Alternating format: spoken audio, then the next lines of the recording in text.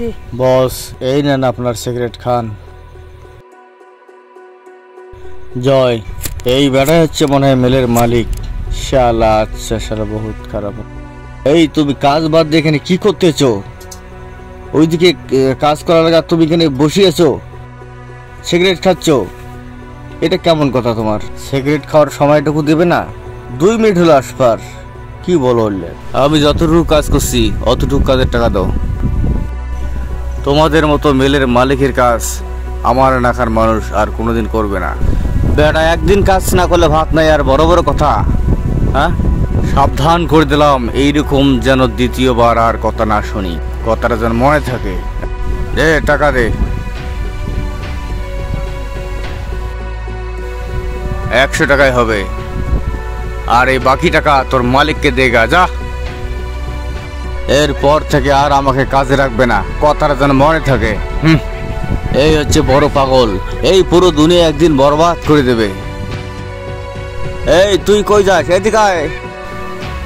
আমিও আর আপনার কাজ করব না।